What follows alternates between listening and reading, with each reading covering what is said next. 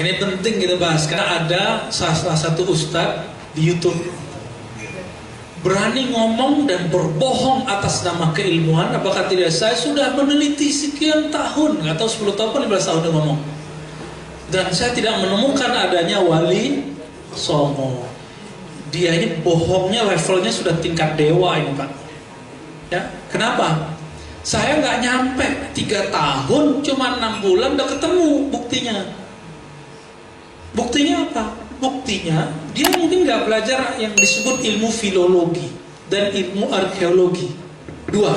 Kalau orang-orang umum senangnya pakai arkeolog, gali-gali tanah, ya, berdebu-debu kayak yang di Mesir itu kan, orang gali-gali piramid. Ya, tapi ada ilmu yang lebih menarik untuk orang kampus, namanya filologi. Yang dibahas apa? Yang dibahas itu manuskrip. Manu itu ya tulisan pakai skrip tulisan, manual pakai tangan karena dulu nggak ada percetakan.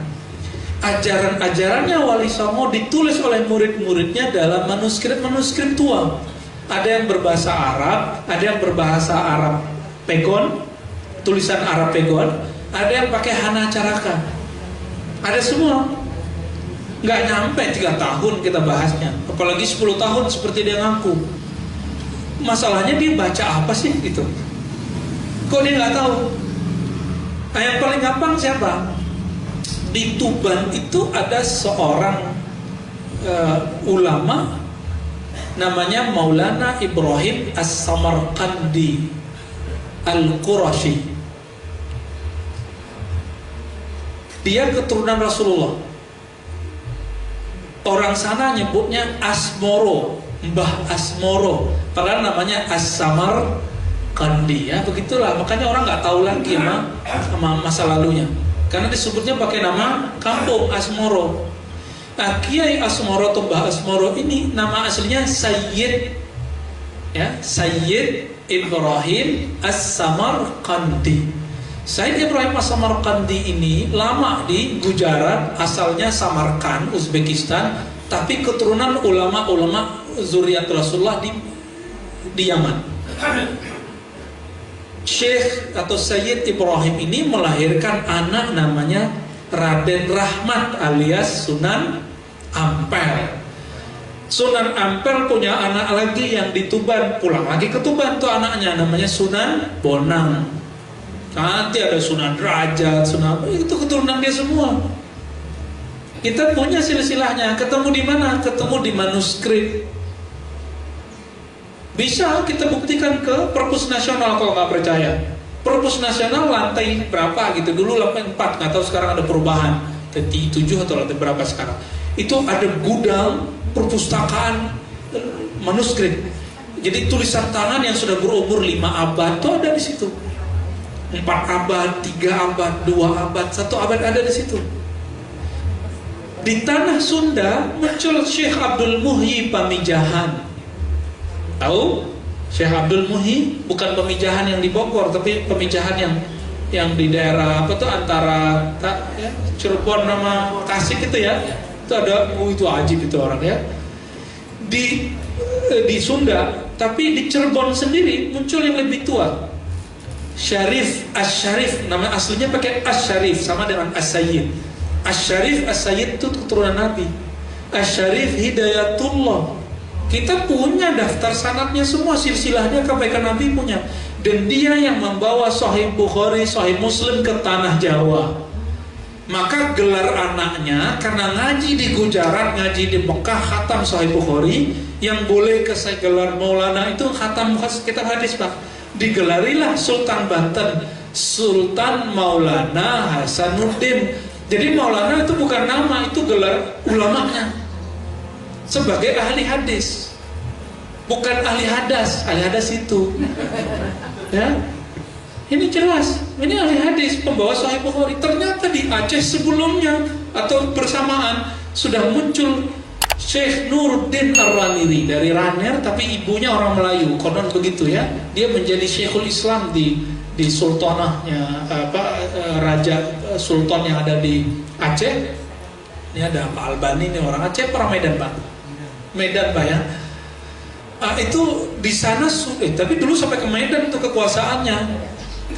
Mereka sudah mengajarkan Sahih Bukhari. Itu dosen saya, namanya Profesor Dr. Oman Fatur Rahman, pernah mengkaji dan membuat semacam jurnal ilmiah tentang Sahih Bukhari yang dibawa oleh Nuruddin Ar-Raniri.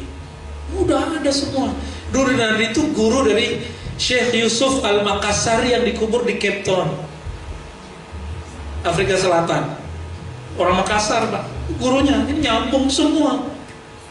Situ aja nggak tahu, segitu sama dia ya. Orangnya nggak tahu, dibilang nggak ada. Beda loh ya, nggak tahu itu mah nggak ada. Nggak tahu bilang nggak tahu, nggak ada cerita. Jadi gitu Pak. Bapak orang mana Pak? Surabaya. Surabaya. Ya nyambung lah kali. Tapi matanya sipit Pak ya. Bapak tahu nggak? Raden Rahmat tuh konon katanya nikah sama orang-orang yang dibawa oleh, atau dia itu putri dari Putri Campa. Karena Syekh Sayyid Ibrahim itu menikah dengan Putri Campa di Kamboja. Saya ketemu di Marseille, Prancis Selatan. Itu orang Kamboja bisa ngomong Melayu, tapi Melayunya udah Melayu tahun berapa gitu ya. Dia udah lama nggak pulang. Dan dia cerita, di kampung kami dulu ada Sayyid nikah sama putri istana. Nah saya sebut itu orang kampung istri saya, ya, Sayyid Ibrahim, ya, atau As-Samarqandi. Nah, ini keturunannya ini nih, matanya sipit langsung ya. Jadi jangan rasis Pak ya. Ternyata campur baur antara mata sipit sama mata nggak sipit udah ada dari dulu ya. Biasa aja sih. Maka agak unik tuh ya, yang turunan-turunan beliau itu di sana hidungnya mancung. Bapak nggak mancung, nggak keturunan kayaknya. Hidungnya mancung, matanya sipit gitu. Mereka di sana itu. Nah ini beda dengan generasi Arab-Arab yang kauman-kauman yang belakangan. Itu beda. Udah beda marga, udah beda fam ya, udah beda semua. Karena generasi baru itu, yang ini generasi tua udah jauh sebelumnya. Jadi Wali Songo itu benar-benar ada, real, bukan sejarah palsu apalagi hoax. Gak usah lah, nggak tahu katakan tidak ada. Jadi kalau Bapak nggak tahu, oh maaf saya belum tahu. Nggak susah tuh ngomong begitu. Itu yang saya tahu, yang saya nggak tahu lebih banyak lagi Pak. Ya sama. Mungkin ada sedikit berarti kan tadi itu berarti dari Mbah Asmoro yang dari Samarkand itu, betul ya. Uzbekistan.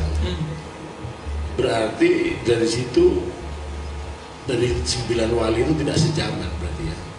Ada sezaman dan enggak. Tapi mereka berdekatan semua. Jadi cuma beda 2-3 generasi. Jadi nyambung. Asmoro punya anak kan, beda generasi kan? Generasi ayah sama generasi anak. Ada itu yang dari Banten yang Cirebon itu jalurnya beda, tapi nanti ketemu di jetnya, kakeknya ketemu Jumadil Kubro, ketemu di atas nanti, ketemu semua Pak nanti keturunannya Nabi Muhammad SAW, keturunan Hasan atau keturunan Husain. Dan Nabi sudah kasih kabar kullu nasabin in qata'a illa nasabi, setiap nasab terputus kecuali nasabku. Dan inilah mukjizat Nabi, para habaib itu masih ada. Jadi para habaib itu kebanyakan ahlus sunnah, bukan ahlul bid'ah. Ya, kebanyakan ahlus sunnah. Mereka itulah yang ngajarin sifat 20 ke negeri ini dulu ya. Mereka yang ngajarin Pak. Kalau Syekh Abdul Muhyi Pemijahan itu ngajinya langsung ke pengarang itu loh, Fathul Mu'in.